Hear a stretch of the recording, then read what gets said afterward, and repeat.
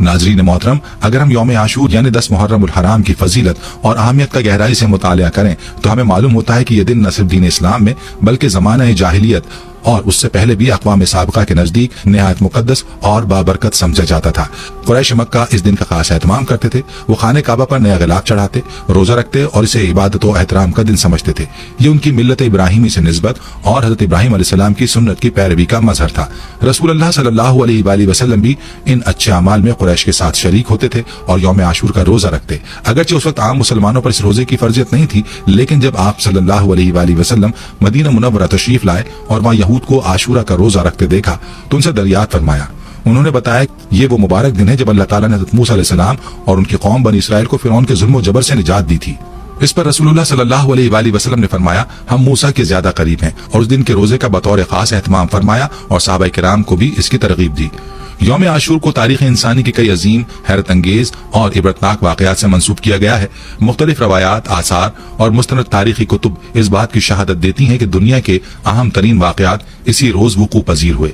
यही वो दिन था जब हजरत आदम अलैहिस्सलाम की तख्लीक हुई, कलम बनाया गया, आसमान और जमीन का आगाज हुआ। इसी दिन हजरत आदम अलैहिस्सलाम की तौबा कबूल हुई, हजरत इदरीस अलैहिस्सलाम को आसमान की तरफ उठाया गया, हजरत इब्राहिम अलैहिस्सलाम को खलीलुल्लाह का रुतबा अता हुआ और नमरूद की आग उनके लिए गुले गुलजार बना दी गई।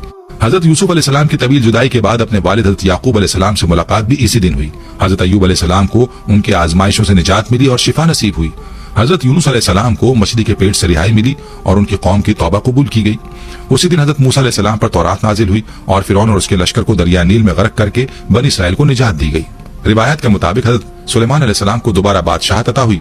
हजरत ईसा अलैहिस्सलाम की विलादत भी इसी दिन हुई और उन्हीं को इसी दिन अल्लाह ताला ने यहूदियों के शर से बचाकर आसमान पर भी उठा लिया।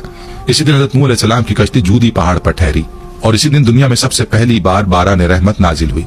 बाज रिवायात के मुताबिक नबी अकरम सल्लल्लाहु अलैहि वसल्लम ने हजरत खदीजतुल कुबरा रज़ियल्लाहु अन्हा से इसी दिन निकाह फरमाया। कुरैश मक्का इसी दिन खाने काबा पर नया गिलाफ डाला करते थे। गोया आशूरा का दिन कायनात के बेशुमार अजीम रूहानी और इनकलाबी वाक़यात का मजहर है, एक ऐसा दिन जिसने तारीख इंसानियत का रुख बदला, अंबिया की आजमाइशों के अंजाम को जाहिर किया और अल्लाह की रहमत, मगफिरत और नुसरत के बेशुमार रंगों को जाहिर किया। इस दिन की कुदरत और मंजिलत को समझना, इसे इबादत और तौबा के जरिए मनाना और इसमें पोशीदा रूहानी पैगाम को अपने दिल में जिंदा रखना हम सब के लिए बाइसे निजात बन सकता है।